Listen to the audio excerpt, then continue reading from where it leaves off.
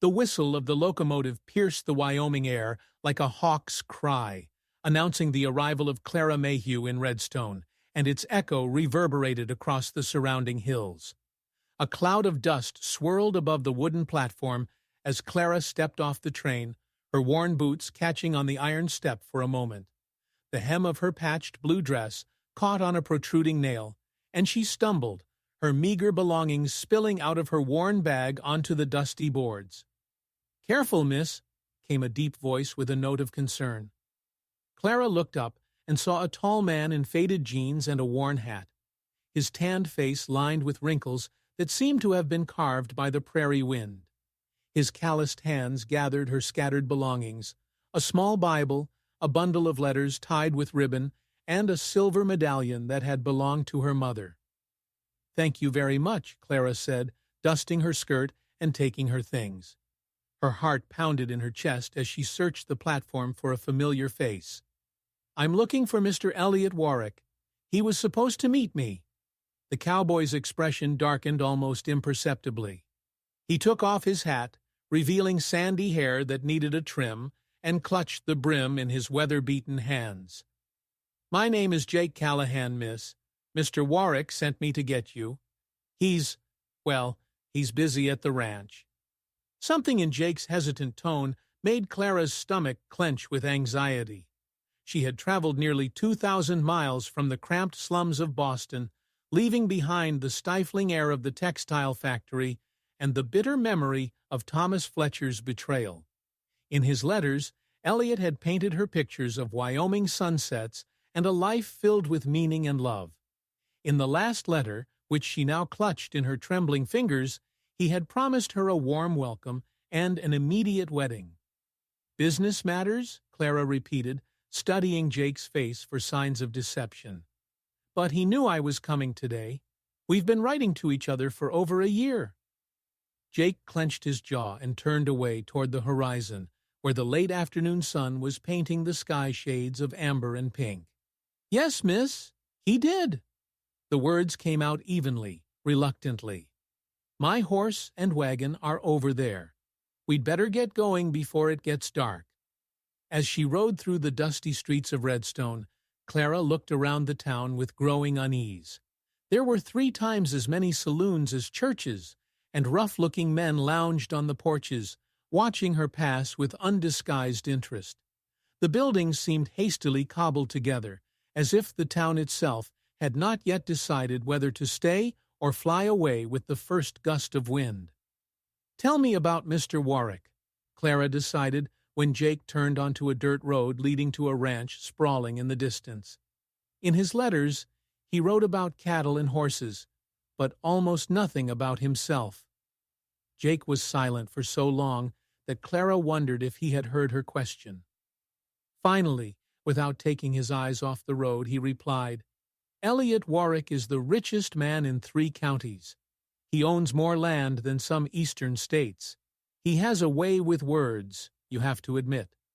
The cautious impartiality in Jake's voice made Clara tremble again. She wrapped herself more tightly in her thin scarf as the wagon bounced over the bumps in the road, each jolt seeming to take her further away from the life she had imagined, and closer to an uncertain future. The Warwick house rose against the darkening sky like a fortress of wood and stone, its windows glowing with the warm light of lamps that should have looked welcoming, but instead seemed predatory. Clara smoothed her hair and looked at her reflection in the small mirror in her bag, wanting to make the best possible impression on the man who had promised to be her husband. Jake helped her down from the carriage, lingering his hands on her waist a moment longer than necessary. "Miss Clara," he said quietly, "whatever happens there, remember that you are stronger than you think." Before Clara could ask what he meant, the front door swung open, and Elliot Warwick stepped out onto the porch. He was just as handsome as she had imagined. Tall, broad-shouldered, with silver streaks in his dark hair and eyes the color of a winter sky. He was dressed in expensive clothes, carried himself with confidence, and his smile was rehearsed to perfection. "Miss Mayhew," he said, descending the steps with theatrical flourish, "welcome to Wyoming. I hope your journey wasn't too tiring." Clara curtsied, as she had rehearsed countless times in her small room in the Boston boarding house. "Thank you for taking me in, Mr. Warwick. Your letters made the journey seem shorter." Something flashed in Elliot's eyes, perhaps a smile or a calculating look. "Of course. You must be tired. Jake will take care of your things, and I'll tell the cook to prepare something for you to eat."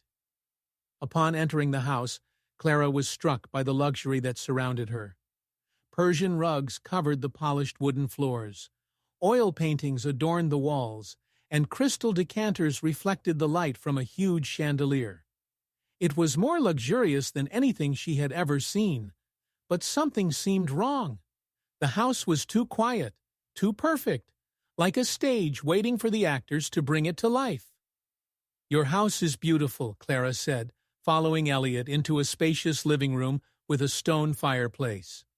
"One of my houses," Elliot corrected casually, pouring himself a glass of whiskey from a crystal decanter. He didn't offer her any. "I have business interests that require me to have residences in several places." Clara settled herself on the horsehair sofa, her hands modestly folded in her lap. "I am looking forward to starting our life together, Mr. Warwick. In your last letter, you mentioned that we could be married as early as—" "About that," Elliot interrupted, his tone becoming colder, more businesslike. "Since I wrote that letter, plans have changed." A sound from the hallway caught Clara's attention. A woman's laughter, high and artificial, followed by Elliot's voice speaking in a low, intimate tone. Clara's blood ran cold when she recognized the voice of the man she had been corresponding with, the man who had promised to love and cherish her, speaking to another woman in the same tone he had used in his letters to her. "Excuse me, I'll be right back," Elliot said, not looking Clara in the eye. "I have to take care of something." He left the room, leaving Clara alone with the echo of laughter and the growing certainty that her carefully constructed dreams were about to crumble like autumn leaves. She got up from the sofa and quietly approached the door, her heart beating so loudly that she was afraid it would give her away. Through the crack in the door, she could see Elliot's study on the other side of the hallway.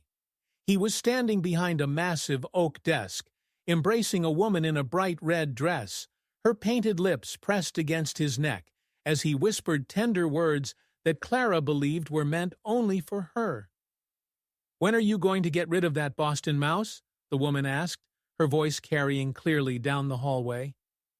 Elliot snorted, and there was no warmth in his voice. "Patience, Dolores.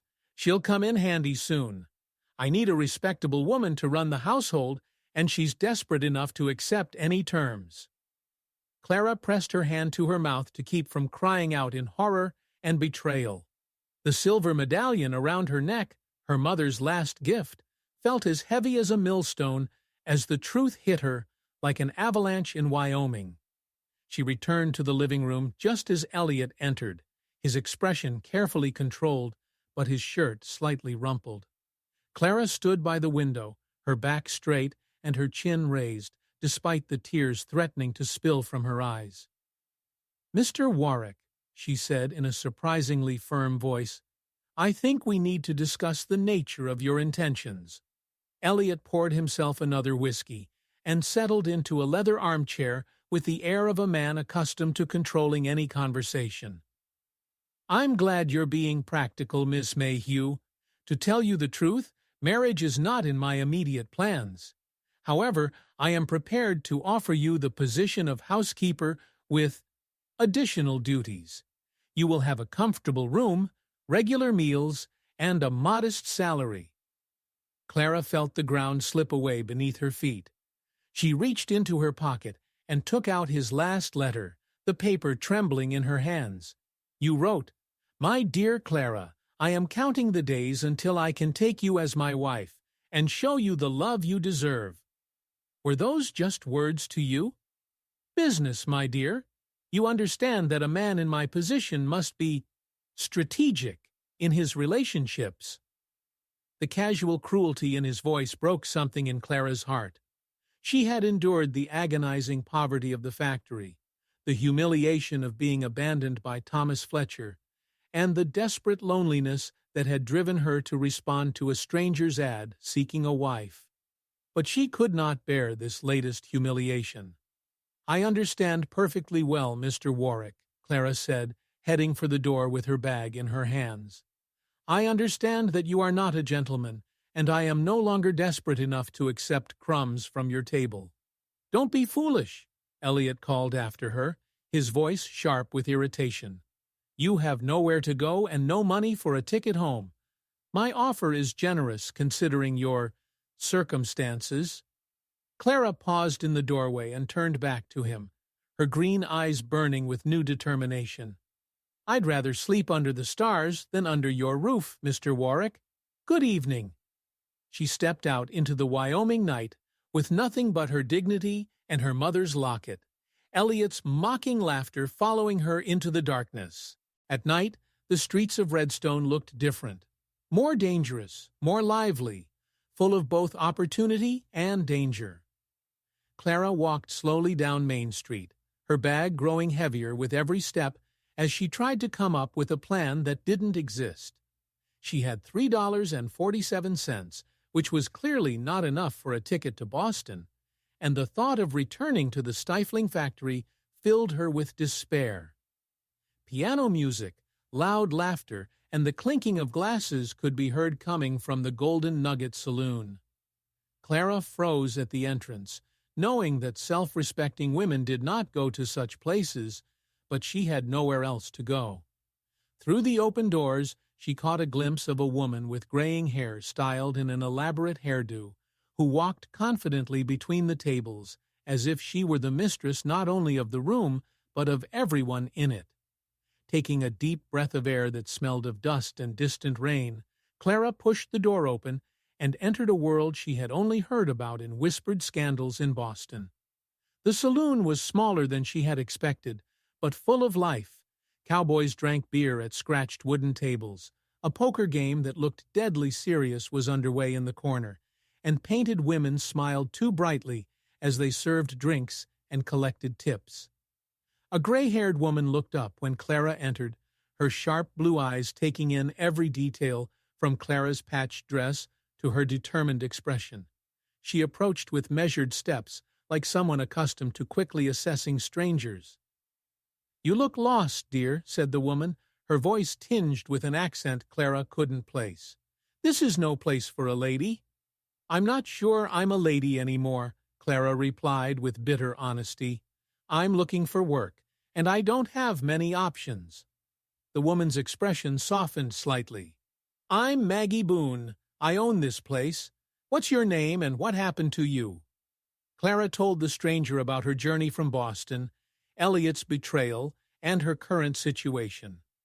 Maggie listened without interruption, nodding from time to time, or making small sounds of sympathy or disgust.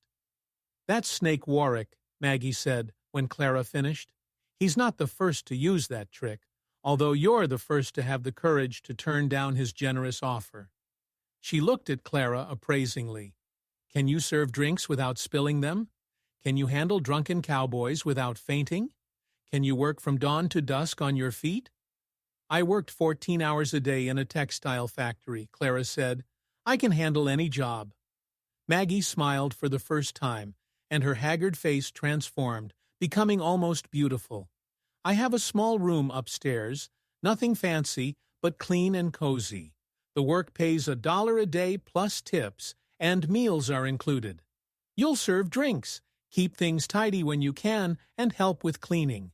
I should warn you, some of these guys will try to hit on you, but they're mostly harmless if you stand your ground." Clara felt tears of relief fill her eyes. "I don't know how to thank you." "Thank me by working hard and not causing any trouble in my establishment," Maggie said sharply. "Now come on, I'll show you your room. You can start studying tomorrow." The room was indeed small, barely enough space for a narrow bed, a wash basin, and a single chair. But it was clean and quiet, with a window facing the main street. Clara placed her bag on the bed and sat down next to it, overwhelmed by the rapid changes in her life. A soft knock on the door interrupted her thoughts. "Come in," she called, expecting Maggie to arrive with additional instructions. Instead, Jake Callahan stood in the doorway, his hat off, and a look of concern on his honest face. "I heard what happened at the ranch. I wanted to make sure you were all right."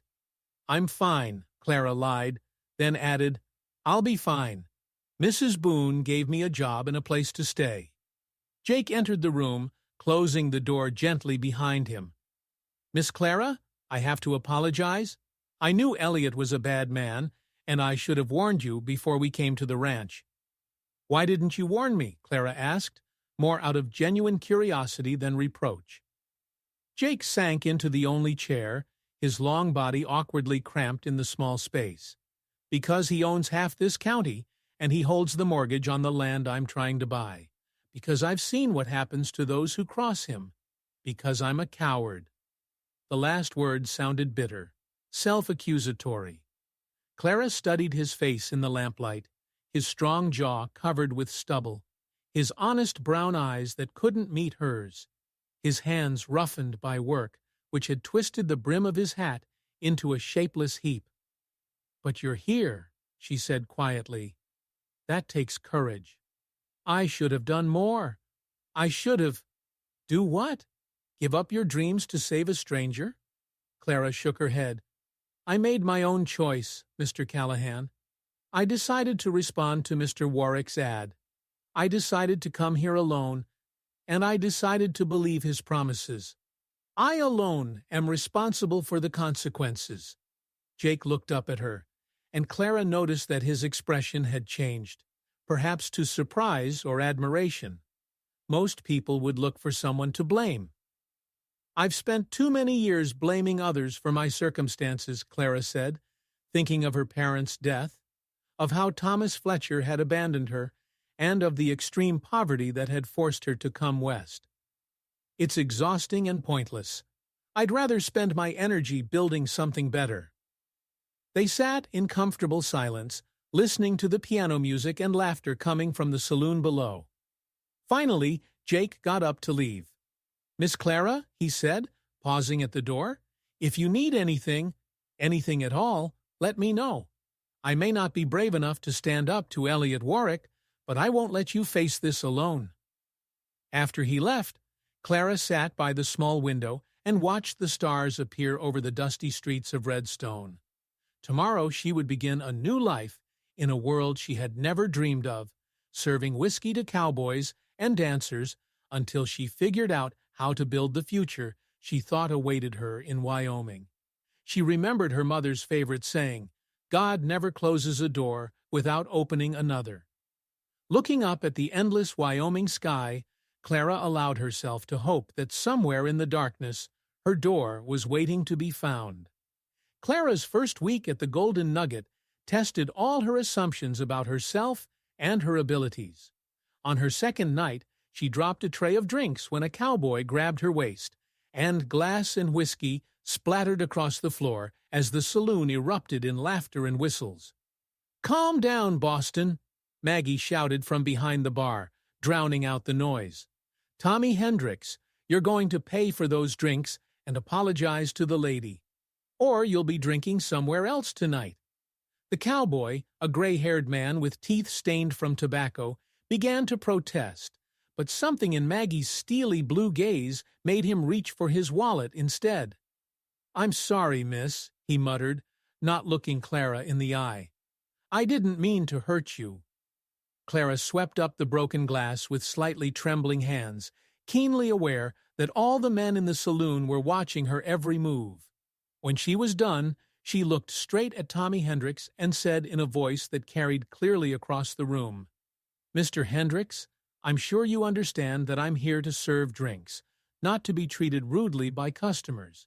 I hope there won't be any more misunderstandings like this." There was a moment of silence, then someone at the poker table laughed.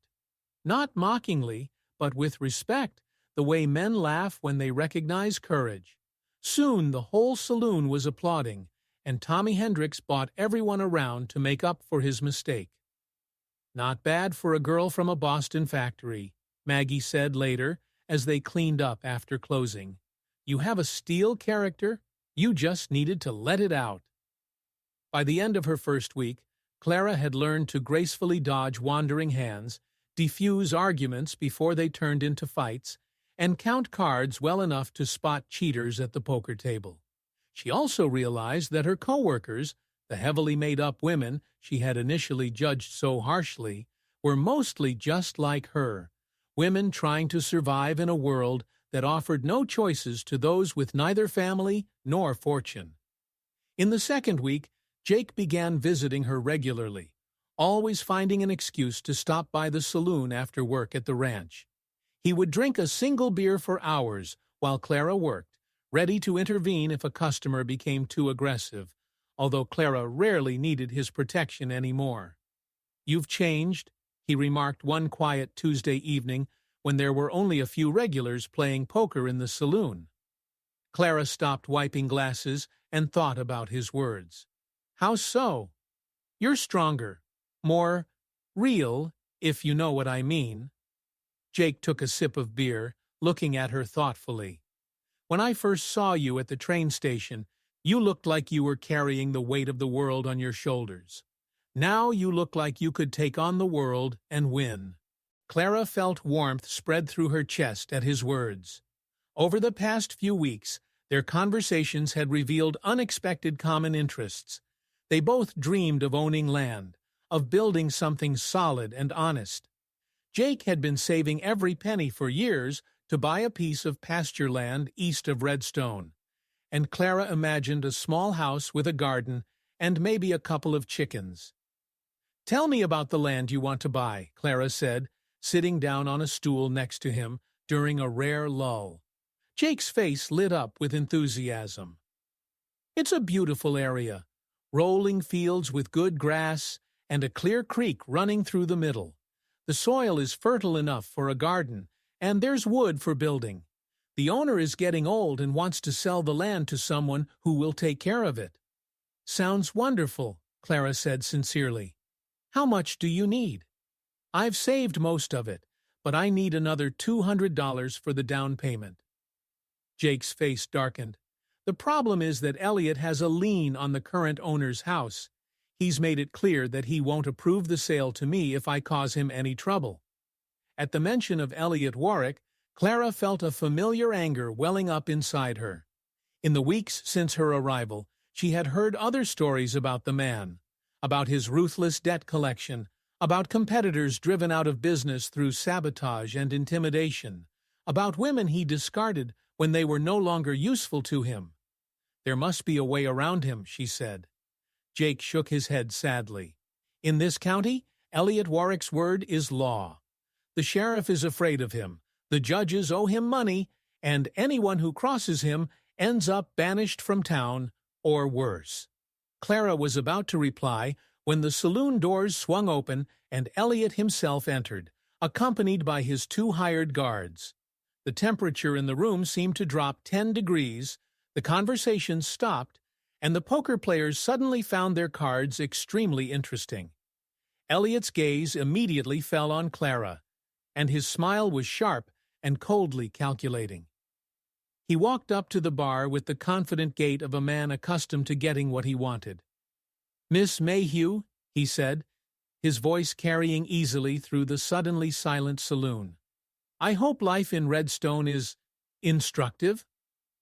Clara put down the glass she was polishing and met his gaze. "I find it honest, Mr. Warwick. More honest than some of my recent experiences." Elliot's smile widened, but his eyes remained cold. "How encouraging. Maggie, whiskey, the best. I'm in a festive mood." Maggie poured the drinks, trying to keep a neutral expression, but Clara noticed the tension in her shoulders. "What are we celebrating, Mr. Warwick?" "A new business opportunity," Elliot replied, raising his glass in a mock toast to Clara and Jake. "It seems that some of my competitors are experiencing difficulties in their business. Missing livestock, fences cut, that sort of thing. It's unfortunate, but it opens up new opportunities for expansion." Jake clenched his beer mug and Clara noticed the muscle in his jaw twitch. She placed her hand on his shoulder warningly, recognizing the dangerous gleam in Elliot's eyes. "I hope you're not implying that honest farmers have problems with cattle rustlers," Maggie said cautiously. "Oh, I would never say that," Elliot replied with feigned innocence. "I just noticed that cattle farming is a rather unpredictable business. Luck can change in an instant." He shifted his gaze to Jake. "By the way, Callahan, I hope you're not getting into any trouble." "Just doing my job, Mr. Warwick," Jake replied, clenching his teeth. "Good. I'd hate to have to find a new foreman." Elliot finished his whiskey and placed the glass carefully on the bar. "Miss Mayhew, if you ever change your mind, you know where to find me. My door is always open to intelligent women." After he left, the saloon gradually returned to its usual volume, but Clara felt an underlying fear caused by Elliot's presence. She studied the faces around her intently. Good people trying to earn an honest living while living in the shadow of one man's greed and cruelty. "There must be a way to stop him," she whispered to Jake. "Without proof of his crimes, there isn't," Jake replied grimly. "And those who try to gather such proof usually meet with unfortunate accidents." Clara nodded thoughtfully, but her mind was already working overtime. In her few weeks at the Golden Nugget, she had learned a lot, not just how to serve drinks and deal with difficult customers, but also how to listen, observe, and piece together information from seemingly random conversations. Elliot Warwick might think he was untouchable, but Clara Mayhew had grown up in the tough neighborhoods of Boston. She knew that every tyrant had weaknesses, and she began to form plans to find his. The question was whether she would have the courage to act when the time came.